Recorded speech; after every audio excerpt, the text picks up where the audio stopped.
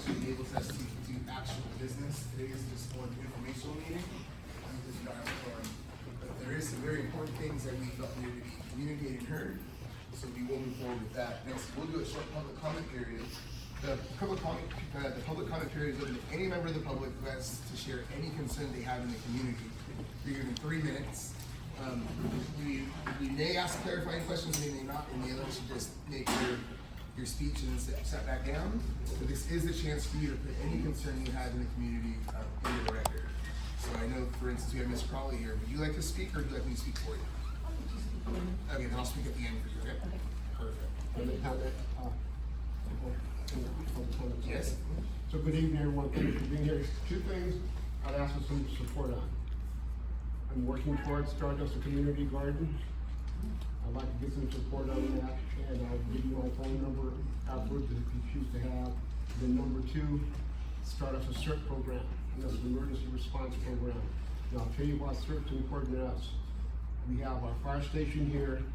We live east of the tracks, far out west. At some point we may be out of luck. I was looking today on the fault lines. Roseman has a couple of earthquake fault lines running through us. Ridgecrest had 7 points. That earthquake ended up being 7 point whatever. Not to freak us out. We have Red Cross here that can help with that part here, but I think, folks, we need to stop depending on everybody else and look towards ourselves. So I'm going to be working towards that. They're going to have a meeting next week, the end of the month. And I'm going to go down to the one in Lancaster. I'm also, I've contacted Kern County. So again, at the end of the meeting, if anyone has any interest in getting on board with me in the initial stages, I'll give you my number so we can stay in touch. But I think from a community wellness standpoint, CERT is very important. I think from a community enhancement standpoint, community grant is important. So with that, thank you, sir. Thank you, sir. Appreciate you. Anyone else?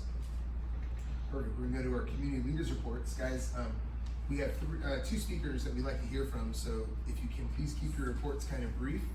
Typically, we let the community leaders go longer than 3 minutes. We have so many people because if they have things to share, it's important that they heard, right? Today we have guest speakers, so we're going to respect that process a little more. If we could start with Lester with the American Red Cross. Hi, Lester Fusel, American Red Cross. Just a couple of things. Let's see, we haven't had any disaster action team responses in the community, which is good. Let's see. I attended the Kern op area meeting, and these are all of the stakeholders in Kern County that meet together quarterly.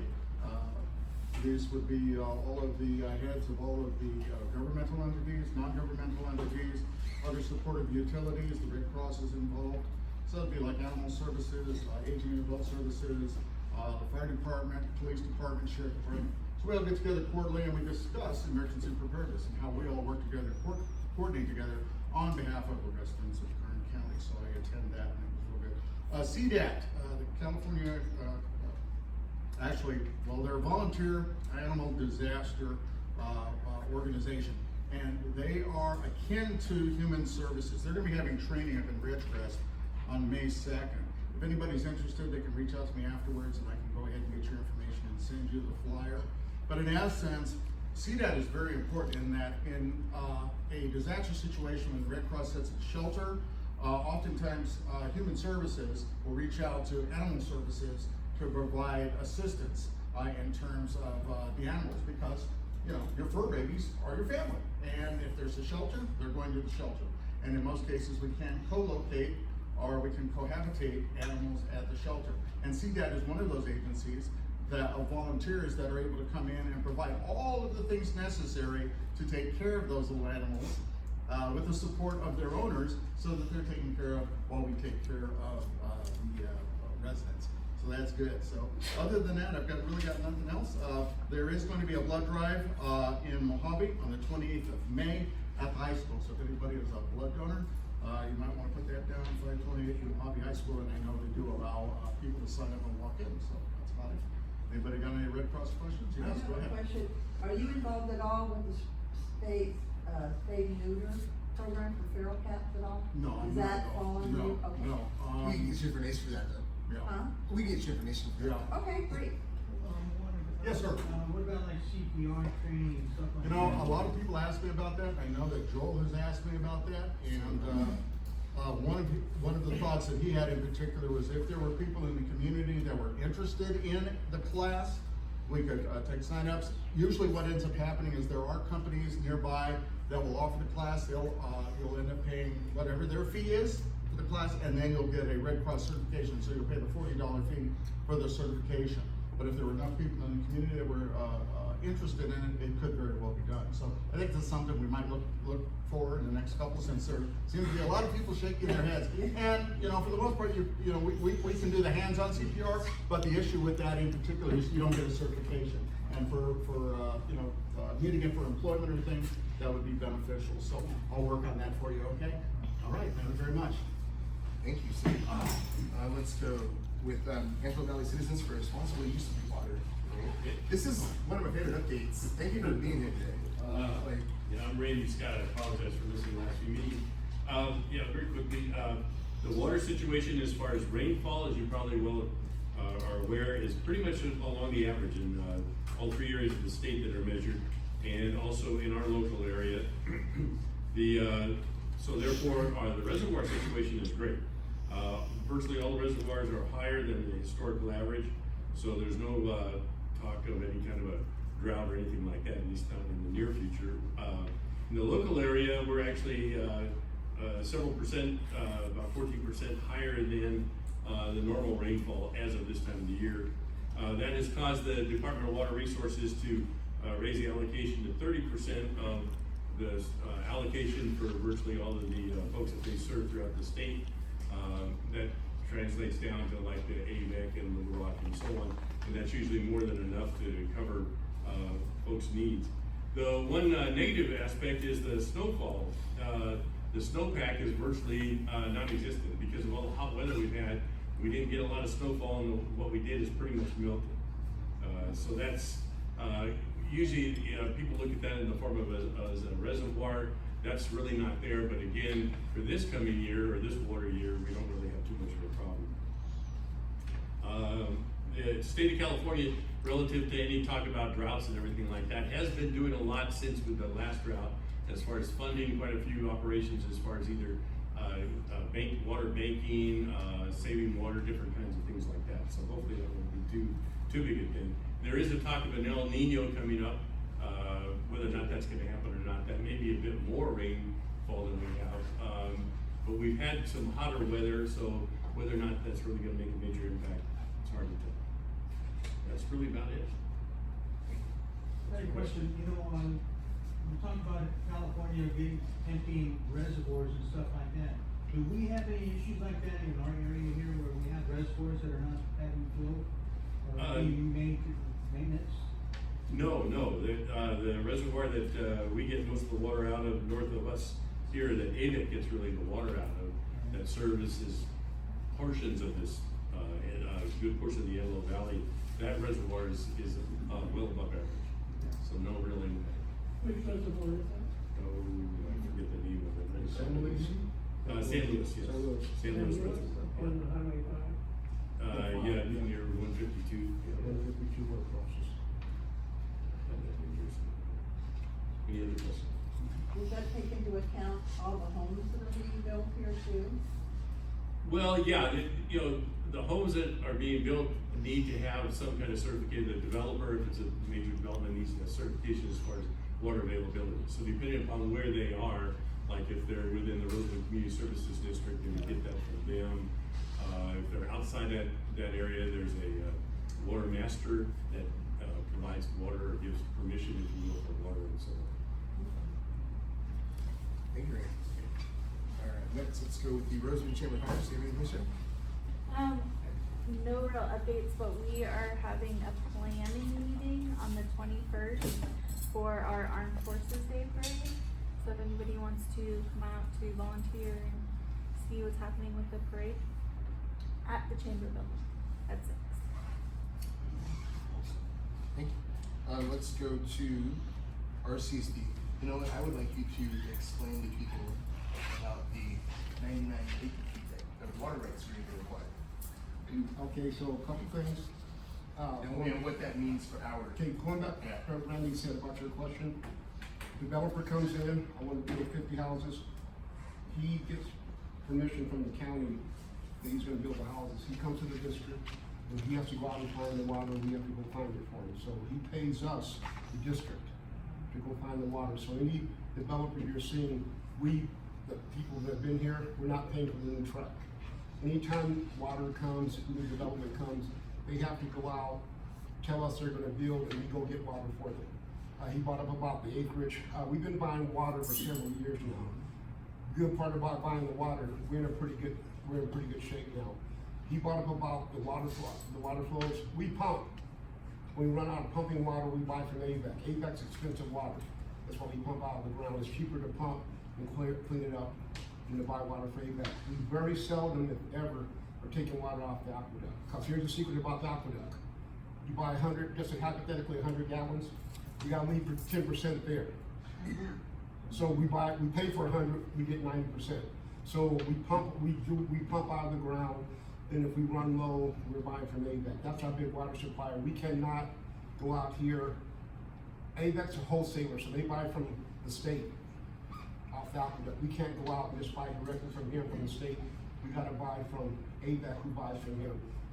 The long story short, we're in a good way with our water supply, folks. Any new development, we're not paying for it. One other thing, I was in Sacramento last week. Tom Lackey's a cool dude. This is just my personal opinion. He's a good guy. Yeah, he is. Huh? He is. I wind up talking to him. Too bad he's termed out, but we wind up talking. I told him about Roseman. He knows a lot about us. He knew about Hydro Store. He knew about Pacific Steel, so he knows his business in the neighborhood. Nice guy. He's turned out. Another guy I talked to was Ellis. He's the assemblyman for the district next door.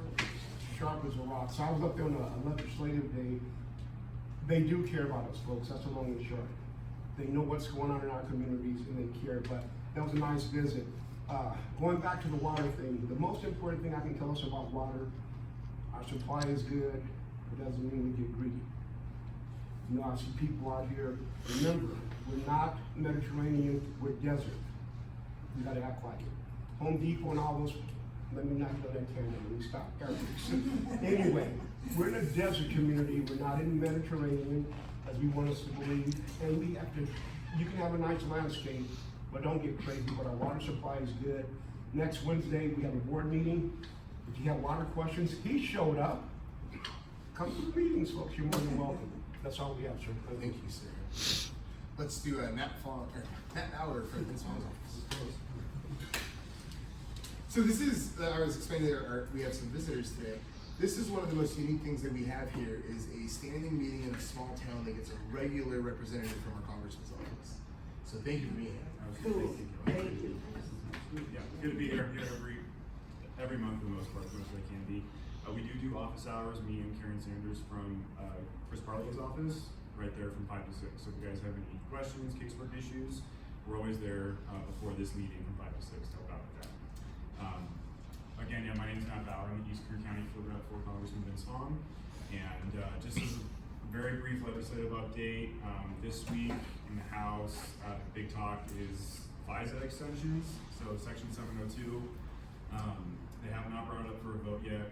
Having some trouble with the votes either way for it. So TBD on that.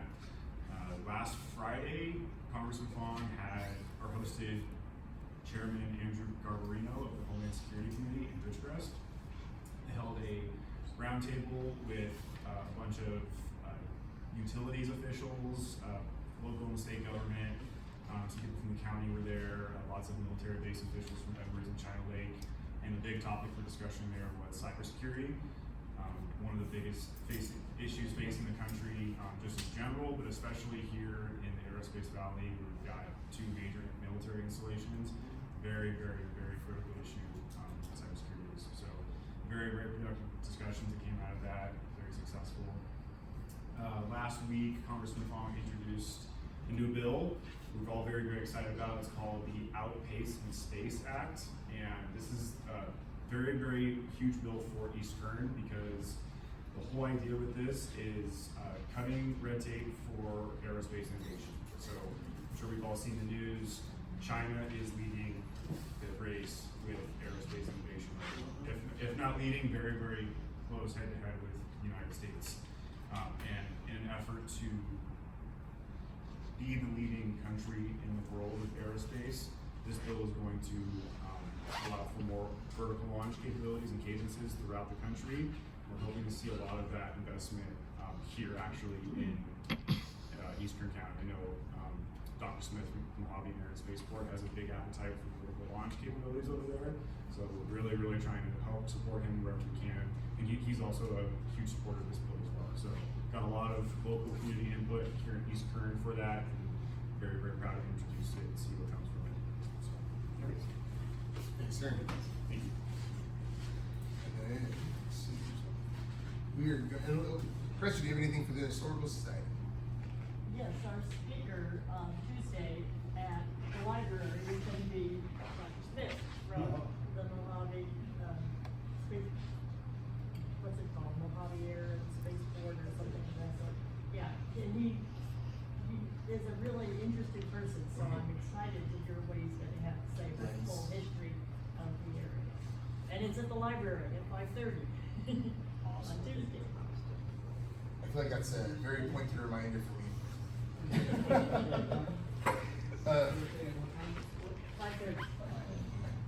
We start right on time because we have to be out by 7, so we have to have all the chairs put up and out by 7, so we start at 5:30. I'm a little early. So, Karen Sanders did have to leave for supervisor's office. Did she give us her update she usually does every month? I'll get it from her and I'll load it online. That way you can see what different projects they have going on in Roseman. What supervisor's office does for us is puts together a really in-depth list of every project that's going on in town that's coming up over the next several years. So I'll put that on the webpage or on the Facebook page for the next day or two. Now we're going to go to Aaron Maurer. He is with the California Highway Patrol. He's giving an update. And then, and then after you, we're going to go Pacific Steel, sir. All right, very good. Appreciate it. So as asked to come tonight, my name's Sir Aaron Maurer with the CHP here at the Mojave office, and we obviously cover this area down here. So they asked me to come and talk a little bit about the new laws that are coming into effect or are already in effect now. So I'll give a little bit of an update and then a couple, just real quick, just some traffic safety messages that have been impacting the community in Eastern Kern lately. So I wanted to bring that up because it's had a real impact. The first item that we get a lot of questions on is this new the FAST program from the DMV. I don't know if you've heard of it yet, but it's where the DMV takes administrative action outside of our enforcement action for a driver who's been stopped for going over 100 miles an hour. Where this started from, I'll just read you right off the DMV's website. I went and downloaded this, so it's always it's accessible to everyone. And this way, because it's not our program, this is a DMV program. It's not a CHP program. I don't want to put words in their mouth, and speak for them. So, but this all started. We were partnering with them too. I don't know. Has anybody seen? I'm going to rabbit trail a little bit here. So, but that gray Durango that we've had driving around here for the last few months. Yeah. So it's in line with this DMV program. Okay, those were deployed in line with this because we've seen an increase in drivers going over 100 miles an hour. And in fact, I'll read you some stats here. We got over 100 of those were deployed across the state. But we, the CHP, issues approximately 1,600 citations per month across the state for driving over 100 miles per hour. 18,000 of those in 2024. So it's a lot of fast cars out there, right? And a lot of those cars, when we're stopping them, we're finding they're impaired. So that's why a little traffic safety message at the end. We're going to talk about that. It adds up to be a pretty deadly combo. So the DMV is taking administrative action on this. If you get stopped for over 100 miles an hour, it'll trigger an automatic review of your driver's record, and they can take administrative action against your record outside of our enforcement action of writing you a ticket and whatever the judge says, on the court date, because we are obviously just a witness, right? So whatever the judge determines, but then the DMV can take action outside of that. They say, look, you've already been stopped for this several times, now your license comes back to us, because all our licenses are property of the DMV, right? So it's a program that they're using, it's called the FAST, Forwarded Actions for Speeding Tickets. Automatically refers lawbreakers to the DMV Driver Safety Branch. Driver safety will review the incident and the driver's record to determine whether immediate action is necessary. So that's right off their website. Anyone can go search it, DMV FAST program, and then read the exact same thing they'll provide. Now the other program that we've been getting a lot of questions on are the speed cameras. Again, not our program. This is a Caltrans program. Everybody thinks it's us and that we're getting replaced with cameras out on all our freeways. That's not the case. This is a Caltrans program. Basically, what it is they're maintaining a website, or they're going to be maintaining a website of active construction zones across the state, and indicate if speed cameras are in use at those locations. So you can virtually check it. What it does is it takes administrative action against the owner of the vehicle, not necessarily the driver. From what I understand, they're taking pictures of the back of the car, not the front, so privacy issues, you won't see who's driving the vehicle, it's the back of the car and the license plate, and then associate a civil penalty to that vehicle if it's caught going over the speed limit in a construction zone. And to my knowledge, none of that is happening in our area here, at least at this point.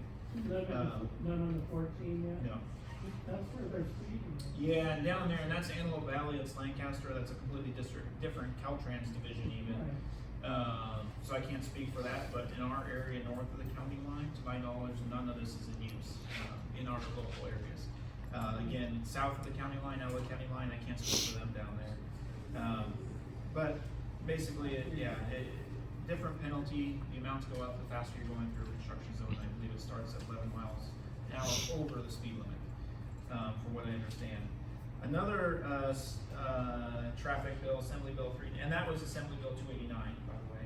Assembly Bill 390 is a slow down, move over law, which now increases it, every few years they increase this, now it increases it to any vehicle that's on the shoulder displaying hazard lights. So it started out, police cars, fire trucks, ambulances, then it went to Caltrans, and then it went to construction, other construction vehicles and contractors.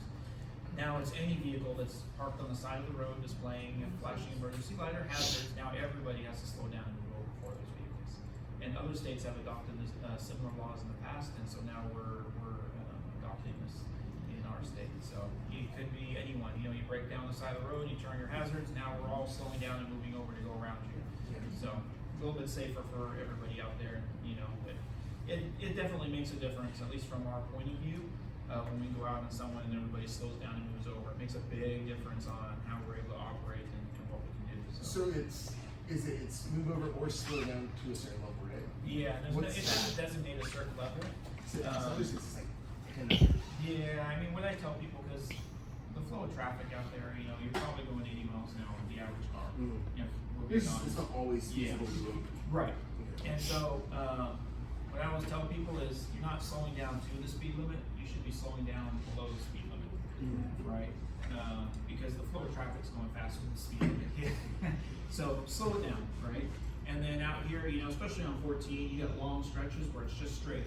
So if we're looking up ahead, we should be able to see a car and take that opportunity to move over ahead of time, give that vehicle some space, and so they can do whatever they're doing safely and no one's getting hit.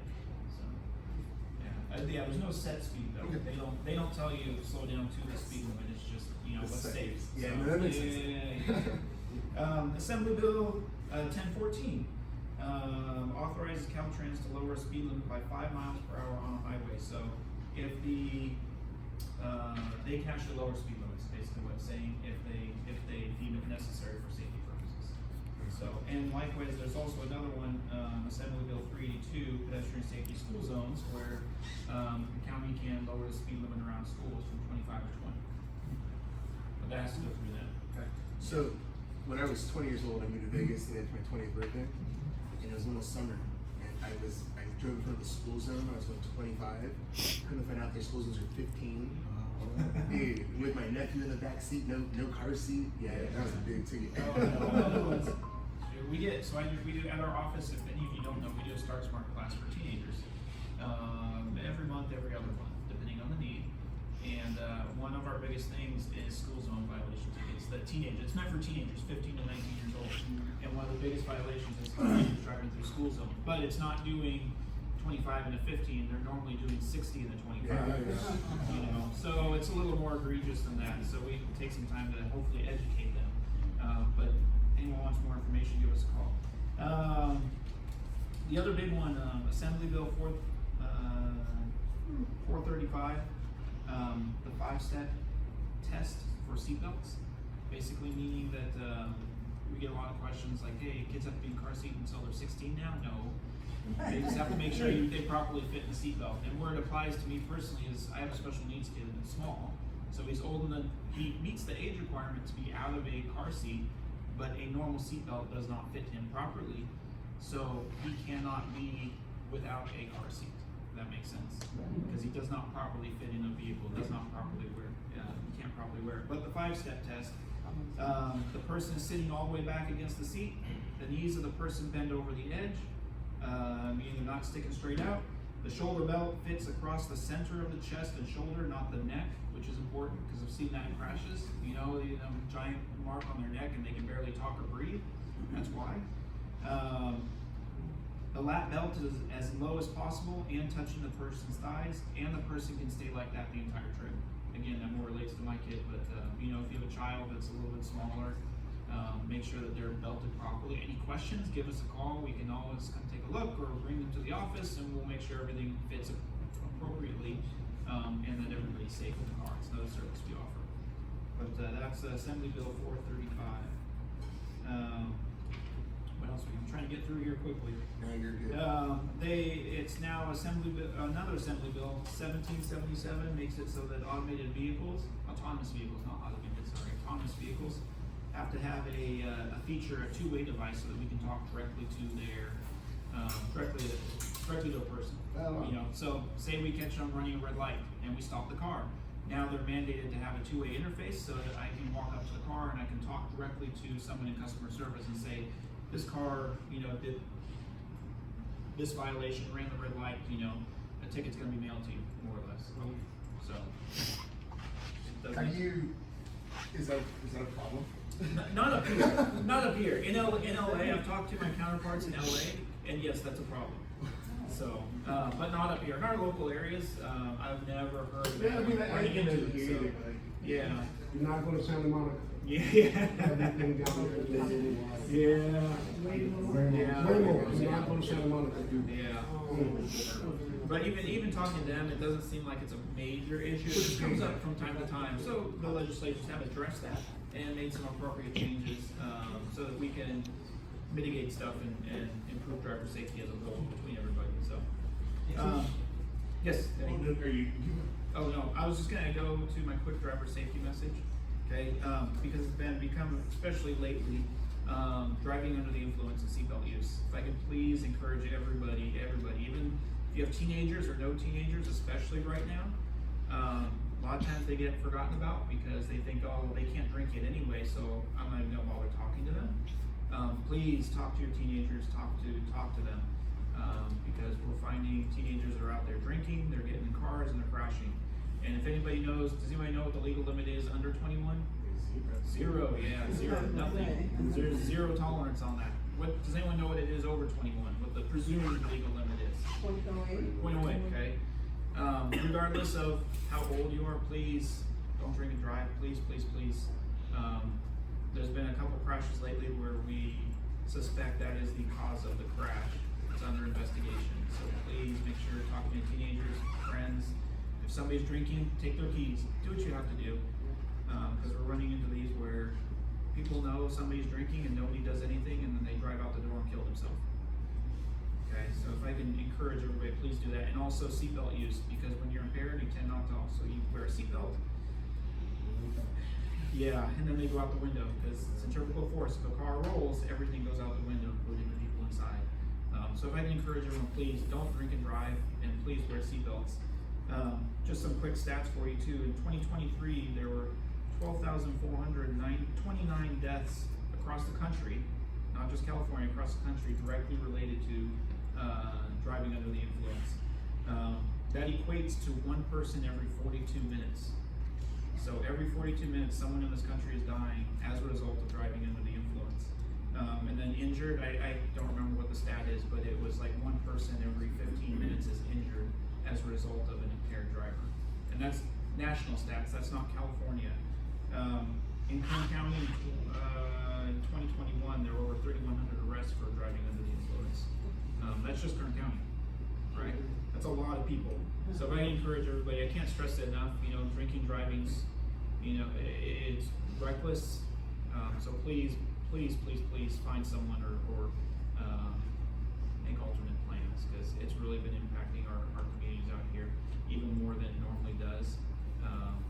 So please talk to the teenagers, talk to everybody else. So real quick, Yes. and DUI arrest, it's gonna impact your life, your work, your insurance, everything. You don't get away clean just because you go to court and they drop it down for us. So he's telling you the gospel.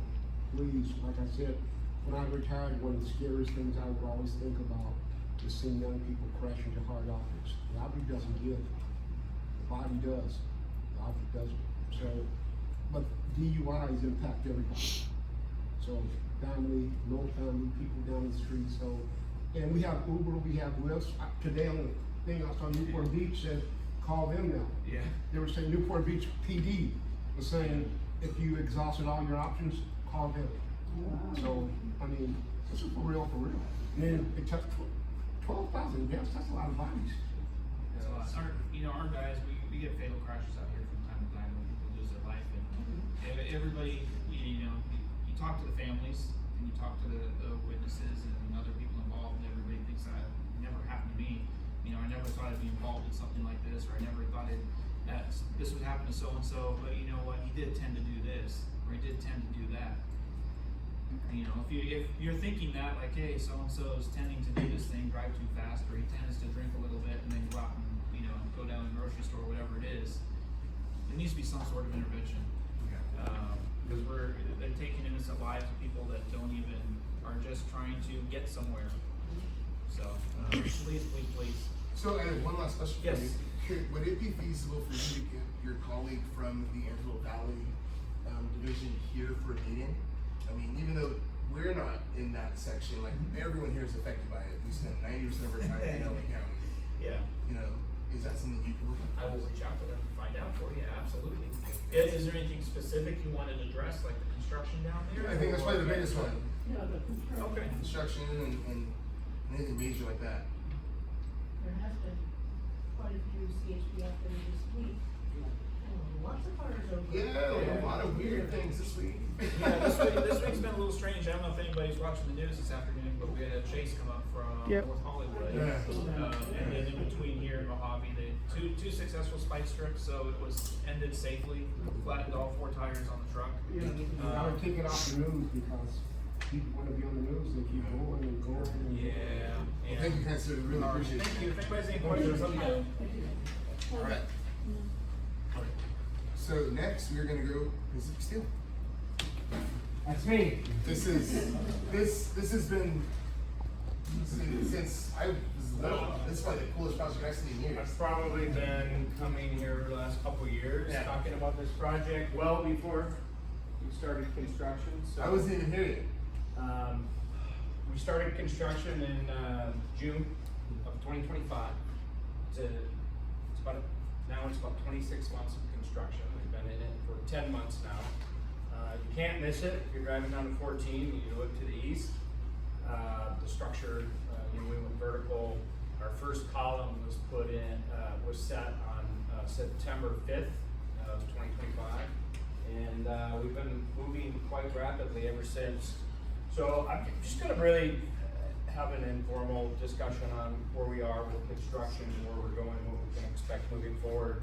But just for some background, Pacific Steel Group is a California company. We've been in business since 2014. We fabricate and install reinforcing steel or rebar into construction projects, infrastructure projects throughout the West Coast. We operate, California obviously is our biggest market. We also operate in Arizona and Nevada and Oregon, and we have some facilities in Tacoma, Washington, Seattle area. The last reinforcing steel manufacturing facility in California closed in 2020. It was located in Rancho Cucamonga, California, which means we lost our feedstock, which is rebar and reinforcing steel. So we have to go out of state, buy it, and pay for the transportation to get that steel back into the state. So in 2020, we initiated this project, and you know, now we're at the point of we'll be operating late summer next year. This is the facility here. The big part of the facility is already built and almost done with the roofing and siding, and then we've started down here in the very south end with the structural, and then we'll work our way north. But yeah, so we have about 63% of our concrete foundations have been placed. So we're still doing a lot of concrete equipment foundations, or building foundations are done. We are in the process of starting to set some equipment. We have we contracted with AC Electric out of Bakersfield to do our electrical install, and we're doing a lot of underground work right now, underground embedments, underground conduit banks, and such. So a lot of activity. We have about 300 contractors, 300 contractor employees out there at this time. In about 4 weeks, that number will go up to about 500 contractors working on a daily basis. We have work going on Saturday as well, Saturdays as well. But yeah, it's we have some big work to do yet. But we're going to be. We hired our first maintenance technicians at the beginning of March. We're going to continue hiring mechanical and electrical maintenance. We would like to have our maintenance team part of the equipment install and terminations, electrical terminations on equipment, so that when we do start up, the maintenance people know exactly how the equipment was put in, aligned, terminated. And then we'll be hiring for operations probably midsummer. Really start onboarding. We'll probably need to bring about 120 people on board before the end of the year, so that we can start training the initial crews, and then we'll continue hiring into 2027 with as I said, with the startup of commercial operations late summer 2027. We'll have 180 employees that manage operate the facility, operate and maintain the steel manufacturing facility, and then we're consolidating our fabrication operations from Bloomington. We have a fab shop in Bloomington. We have one in Fresno. We're going to consolidate that to this location so that we produce steel, we fabricate it, and then we ship it one time to a construction site. So we're saving transportation emissions, and in our case, saving cost of moving steel from a steel manufacturing facility to a fab shop, which means that we have a better chance of competing with those out-of-state producers, because this is a commodity product. Nobody pays us more for the product because it's California made, or it's cleaner than outside the state, so we have to compete and be competitive. So that's a significant reason why we located it here. Our feedstock, we recycle scrap iron and steel, so end-of-use autos, appliances, structural steel, that gets taken to a scrap processor then will buy that scrap iron and steel from them, and we melt that and produce reinforcing steel for construction. So there's a second largest supply of scrap in the Los Angeles basin, second largest in the United States. Not a lot of off-takers in California. Most of that gets put in containers and shipped overseas, about 4.5 million tons per year. The rest gets put in rail cars and trucks shipped out of state to these out-of-state producers that are located in scrap depleted areas and have to rely on Los Angeles scrap. So, we have a big scrap auto shredder in Lancaster. There's one in Bakersfield. So we'll have certain adequate supply of competitively priced scrap. So it just makes sense. So with that, questions? Yes, sir. Some of those dark areas solar panels? This actually is the Edward Sanborn project. This is Edwards Air Force Base. We share a fence. This is, we're gonna have 44 megawatts of behind the meter solar, and it'll continue south here. It doesn't show it on the rendering, but we'll also have 32 megawatts AC of long duration batteries, vanadium flow, so they're not susceptible to fires like the lithium ion, and that'll help support us when we're not consuming energy that's produced by solar. We can store it and then use it in, as solar starts to wane at the end of the day, we'll be able to use the battery. So does that power a good portion of the? It'll be about 43% of what you need. Unfortunately, some doesn't train 24 hours a day, or we could do better than that, but 43%. We do have some additional property if we want to scale up and do a bit more, we could do that. We look at it as there's, an environmental benefit to producing our own, but there's also an economic benefit, right? Because we can produce through solar much cheaper than buying it from the grid, and again, that's our second highest cost on the steel manufacturing, and we have to compete with those steel rebar producers out of state. So, yes, sir. Two things, thanks for the presentation. Would you talk about, I did the tour about how clean your plant is, and number two, you were talking about how a continuous long use of rebar. Could you just kind of talk about Sure. that? Yeah. So, about the cleanness of your plant. one of the things we wanted to do with this project is we wanted to bring steelmaking back to California. California doesn't produce a pound of steel today, zero. It's the fourth largest economy in the world. We're a country. Germany and Japan are on either side of California, and between the two, they produce 120 million tons of steel between those two countries. So California consumes a great amount of steel, and what we wanted to do was localize the supply chain, and then do it in a very sustainable way. We want this mill to be meeting the regulatory standards in California for the next 50 years. This is a 50-year at least asset.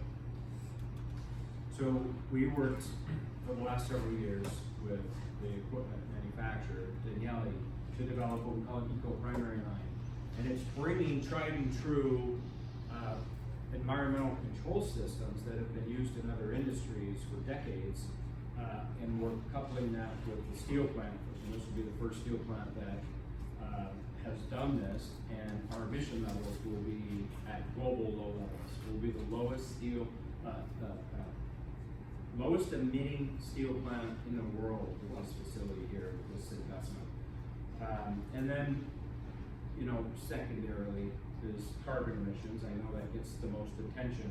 We're concerned about all emissions, but from a carbon emission standpoint, this will be the lowest carbon emitting steel plant in the world.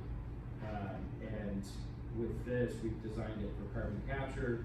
We've designed this not to use natural gas in the process, so we didn't even bring a natural gas line to the site. This will be the first steel plant in the country that is producing steel without natural gas. All electric. So we're excited about that. We'll be producing straight bar and spooled bar. We can spool it almost like a spool of thread. We can do 5-ton coils of that, and then we can produce up to 80-foot long rebar sizes. Are number 3 bar to number 11 bar. Just to, if you don't know, rebar is sized in 1/8 inch increments. So 3 bars, 3/8 of an inch, 4 bars, 1/2 inch, 5 bars, 5/8 of an inch. We can produce up to 11 bar, so that's 1 3/8 in diameter, and we can spool up to 8 bar, which is 1 inch in diameter. So just to give you some perspective of that. We're going to keep our fabrication operations in Napa. We have close to the Bay Area. We have a fabrication shop there. Fabricated bar just doesn't ship that far that well, so we're going to send straight bar and spool up there and fabricate there. But this facility here will supply reinforcing steel for our company from the Central Valley down to Mexico, into Arizona, Nevada. Really, you want to keep it about 400 miles, no longer than that you want to transport to still have an efficient supply chain. Yes, sir. Okay, with the way that we were talking about, the way to use your vehicles, now, are you gonna be doing any kind of amending of the roads that, or even the highway, the railroad, and you'll be crossing over with the, your vehicles, you know, and it's like Dawn Road, are you guys going to, or have, you know, that stuff, you know, the blacktop and stuff like that? Oh, yeah, yeah. And this, in the mill itself, the site? Well, on this side here, yeah, I mean, Roseman Sierra Highway, is there, there's gonna be, the way that these vehicles are gonna be tearing up our roads, we're gonna have grooves caused by it. You know, from the weight of these vehicles, 80 tons, a lot of weight. 80 tons. Well, 8 tons, whatever. No. Semis can only haul 24 tons max. Okay. So, we're gonna be redoing South Road after this project is done. And then we have an agreement with the county that we'll work together with the public roads to, so our traffic routes will most likely be, once Hydrostore is going to be working on Dawn Road, I believe. The access will be Sierra to Dawn and Dawn to 14, and then 14 to the transportation corridors. And the bridge should support this weight too? Oh, yeah. This is no more weight than, look, there's 7 million vehicle miles traveled of steel being brought into the state of California that we're gonna be eliminating with this facility. So we're replacing our material on a truck versus our competitors' steel on trucks. I'm just saying is that a lot of our, you know, I mean, a lot of our buildings or infrastructures are built from way back in the 70s, you know? So they may have been designed for that time frame. Things are a little bit different now, and also, you know, even with the earthquake, you know, standards too, you know, has that changed? You know, I mean, maybe consider something to that effect. Will this be able to sustain that weight? We provided, this is no more weight than any other semi that you see on the roads, and we communicated and worked with Caltrans in the CEQA process, reviewed with them everything, our transportation, what trucks, how many tons are on a truck, and it's adequate. Yeah, you had mentioned Dawn Road, so Hydrostore is the other project. They're gonna be paving Dawn Road from Sierra Highway to the 14 freeway. Okay. So currently it's like a 300-yard dirt road. It'll be all paved, and it'll be nice, and it'll be perfect for what both sites need. They're not foreseeing any issues for what you're, and then believe me when I say, like, my family's been here for 60 years, so like everything that you're saying is questions that my family has like argued about in our homes. And I've been able to put back with information from these guys that I've gotten from the county at the meetings that I've sat through. I can't stress enough how I'm in support of these projects. So, for what it's worth, you know, I mean, I'm excited. We do a lot of bridge projects and road projects throughout the western United States. We provide the reinforcing steel to the contractors that are doing the road work, the concrete replacement, bridge replacement, parking garages, water treatment plants. Just anything that has concrete needs reinforcing steel for strength and support. And Mark, just maybe to just alleviate some concerns, you're also gonna be responsible for keeping the roads in front of your areas. Absolutely, yes. I think that's probably the Yeah, biggest we're gonna concern. redo some. We all go to the dump, so we're all gonna pass by your location every day. 100%, for sure. And this is your chance.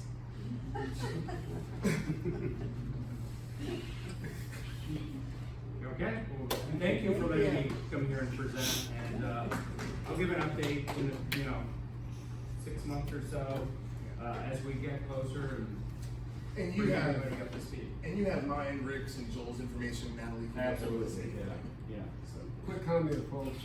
If you look at us, in this room here in the Pacific Steel, she's representing Hydrostore. You have Eric and Natalie, not Natalie, Tina back there with the shopping center. We got a lot going on. We have the gold mine out there, which we don't talk about. Within arm's reach, we got all these things going on up under our nose.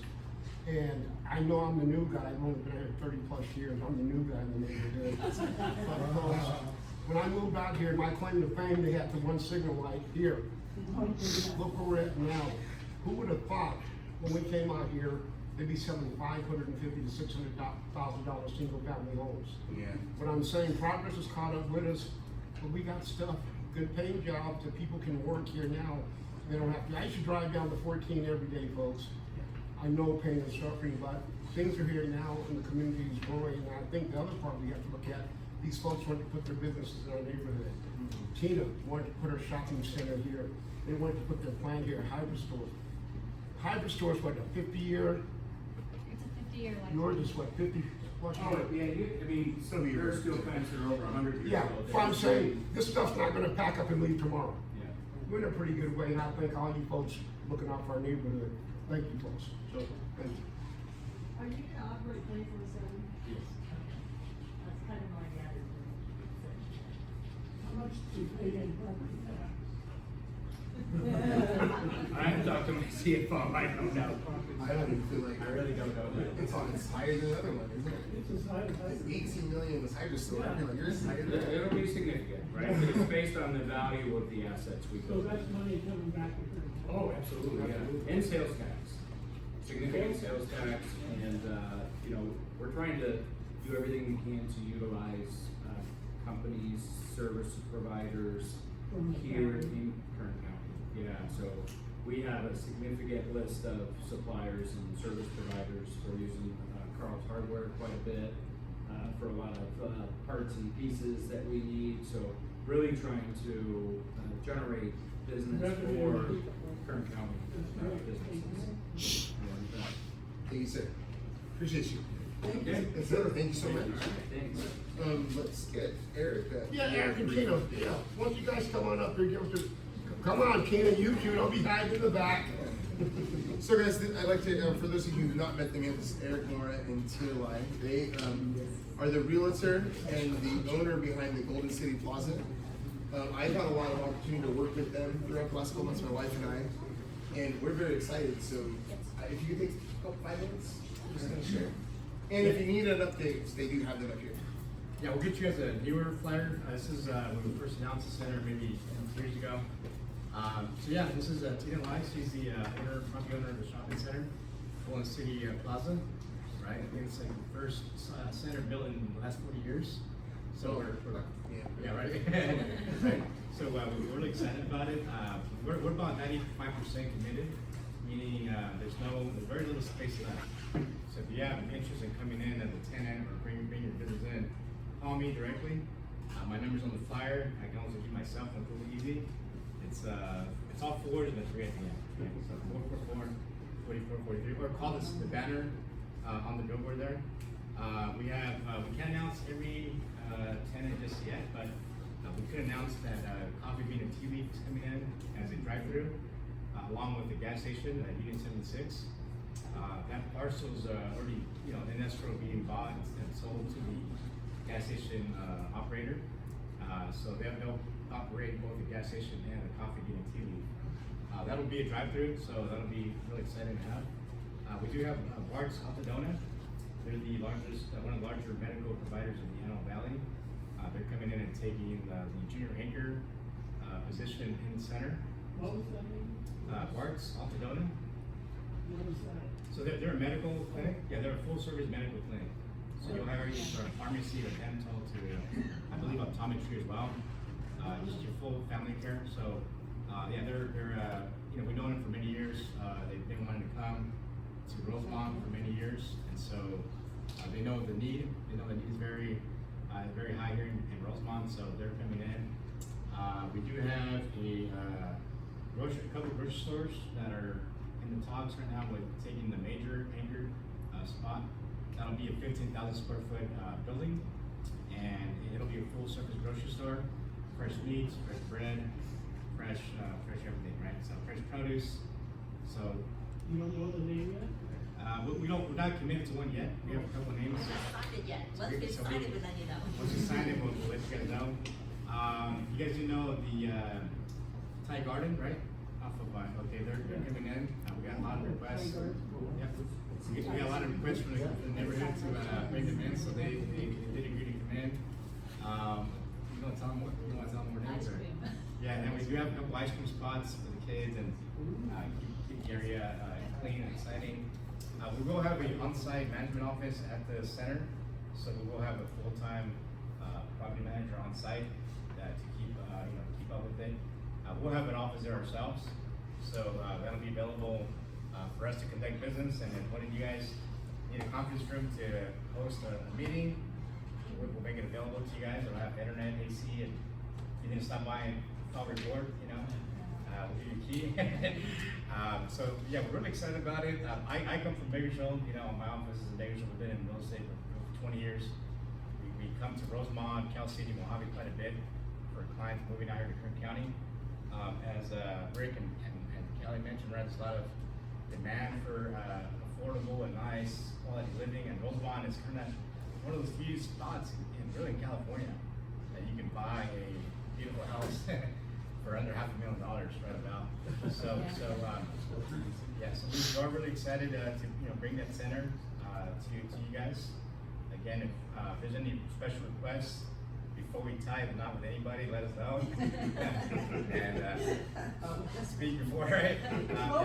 Clothing store. I know, we have Yeah. some Clothing store would be amazing. Yeah, you know, the center wasn't big enough. It was only about 8, 9 tenants that can come.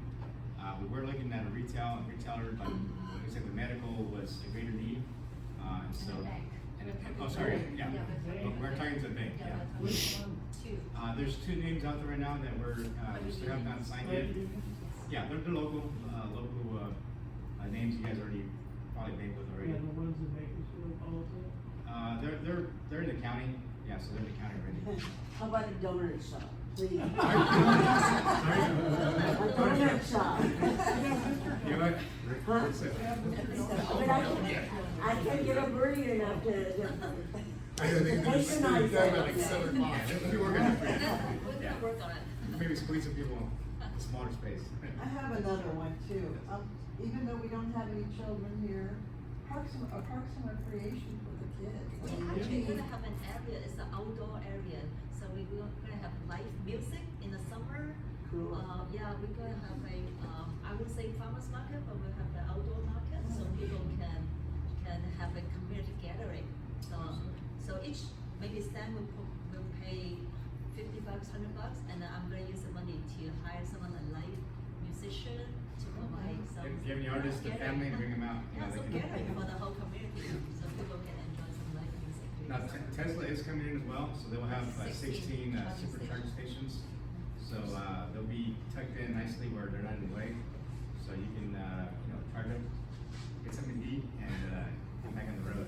And I'll say, there's also gonna be a mailbox and shipping store in there. Yes, yes. You can pick up your Amazon stuff. Yeah, it'll be full service, like mailbox, like post office replacement, it's, yeah, whatever. FedEx, So. UPS, DHL. Oh, that's so helpful. And then- Comment on this here, folks. I was at Yes. work, I'm sorry, I was at work one day, and I think him and their partner called up, and they were having lunch, and they said, Rick, what's something else that Roseman needs? They want to know. Yes, They're what not do blowing they need? smoke. Yeah. They were asking, I had work clothes on, and they're having, I'm apologizing to look like I've been working, but they were asking me things about, what did you think the community needs? Yes. So they're genuine. When they want it, if they're asking you, they're not just asking you to sound good. They're asking you because they care, they wanna know. Yeah. You had a question over here. Yeah, There is so- a Thai garden. So Thai garden, and then also we have a drive-through we're working with. So that drive-through, again, probably be more of a burger and chicken spot, not any names yet, but we do have a drive-through that will be also available. So we've had 2 concerns that we've heard. So people would like you to drag the sign back 10 feet or so away from the road, the big one. I don't know if you can get Sam or George to help. And then we've had one of the local businesses have reached out because their building is on what's on Poplar, and it runs between 20th and 30th. Since we're gonna be putting in a median, it's gonna drive traffic onto their road, but there's like 100 yards where it's dirt. So her concern is that in front of their building, they're gonna have hundreds of cars going through every day through the neighborhood on 28th Street on their dirt road in front of their house and her business, and it's gonna hurt her business especially. So I don't know if that's something that I'll let Karen know. I don't know if it's something the county can help them with. Yeah, I think the county can, we'll look into it, and we'll definitely, this is, we can do an R&D. Yeah, absolutely.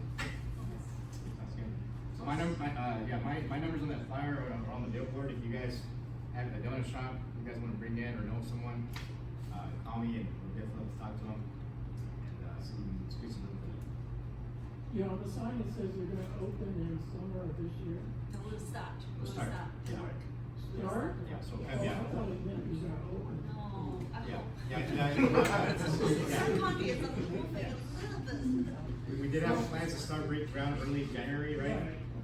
They had us put a median, over on 30th, right before we started this project, so that it breaks on the construction. Yeah, so that median is on 30th, and that's to, not, really, a lot of traffic are making left turns and onto 30th, onto Roadhog Boulevard, so. County picked it up, they want us to, it's been addressed, we agreed to fix it and get it done. So how are you coming with the utility poles and stuff? Yeah, we're on standby from AT&T as well. They gotta come down and take them down, but they're on schedule, Yeah. so that we can start construction, yeah. They're on schedule so we can start We construction. thought you'd be getting those down already. Yeah, we can start another offsites, even though they're there, so they're on schedule to come with us. It just seems like they're not moving. Yeah, that's, That's a lot of the problem. experience. It takes a while, so. Well, But we're excited and, sign says summer of this we wanna year. bring something really good to you guys. It's gonna be well designed, Yes.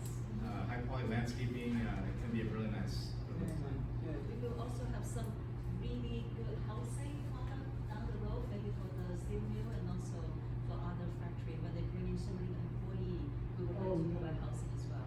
Yeah, that'd be another. Yes. Perfect, yes. Yes. You got two. I live in a neighborhood that's across from the high school and back off the Friday. My biggest concern was gonna be the traffic, especially during the construction. Like roughly, how long do you think it's gonna take to get this, project finished? Because, like I said, biggest concern is the traffic flow right there. I mean, we have the high school there and all that stuff going over, and then plus, for us that live in the neighborhood, are we gonna have to try to like leave like a half hour earlier than normal, hypothetically saying, because of the traffic flow or the craziness? I'm just curious, like. Yeah. So it's a 5-acre, retail center. So it's not a super large project. We should be done, our plans to be fully done, by the end of, summer of 27, maybe fall of 27, should be done, so we do wanna get in there, get in, get out, as quickly as we can, so We're we also don't. gonna have one more lane, we need to put in one more lane in Richmond Lane, so it's gonna help. Yeah. So will the road construction part of it, the meetings, all that be starting first thing in the morning when the kids are going to school, and then you're gonna have construction traffic plus the school traffic plus? Yeah, I can bring that question, I can bring an answer for you on the next Yeah. meeting, we can bring our construction. I know they have to get started early, but, I mean, that's gonna cause a big. Right. Yeah, we'll make sure we plan according to that, monthly project manager and construction site, we'll definitely We can talk get to that them after. regarding the school hour, before we can do something, maybe a little bit after the school hour or after the rush hour. Before the rush hour. Alright. Thank you guys. All right, thank you. Thank you. Thank you. All right, do you have any comments? Take one of this, that one. They have a screen. Comment to that? So, okay, Denise. The Rite Aid property, Me? Rite Aid property, who's liable for the landscaping on that right now? Probably them, I'd assume. I mean, the number on the wall. Cause you're talking about the one on 30th Street? Yeah. Private company, I mean, we probably wanna call the management company. And then, I don't know, I mean, you had asked me about the grocery outlet as well. She rents her space too, right? So we'll have to find out. Maybe we can, you just wanted them to take better care of it? It's, Yeah, okay, yeah, that's a good idea. I'll ask. I'll try to get hold of the management company for there too. Because I know that the grocery outlet doesn't own that lot, they just rent their space too. So, perfect. Well, And they also rent the parking lot too, so they rent their building, that's a different company, and then a different company manages the actual parking lots. so she probably liked the support too, so yeah, we'll try to help her out with that. Here's a suggestion for you, Kern Beautiful, which kind of works to beautify the entire county, Joel sits on the board. So maybe let Joel and let them know that with always going on, the helping hand, so they need to establish property owners, because absentee ownership is really bad. If I'm not there, it's not my problem. Yes, it is your problem because it's our neighborhood. So maybe you can check with Karen Beautiful to see if maybe they can get in touch with someone to kind of push that forward for you. And utilize the app too, like if a property management company can't pick it up or something, if you report it in the app, they can get a hold of somebody on their end too, better than we can. Have you ever used the My Current app? It's awesome. Yeah, you can report anything to the county, literally anything from homeless encampments through potholes to graffiti through the app. They'll even come and pick up like cars that have been abandoned. I've worked with the CHP to get RVs picked up out of like the solar fields that get abandoned. So it's awesome. And don't forget Karen, she's a good resource also. Field rep for us, very good resource. What does that mean? It's called My Current. Yeah. Like the old writing building and writing building, are there any plans for? So I was sitting next to some guys at the groundbreaking for the Golden City Plaza, and my understanding is that they have something coming into the old writing building already. My understanding is that it's supposed to be like a higher end storage facility.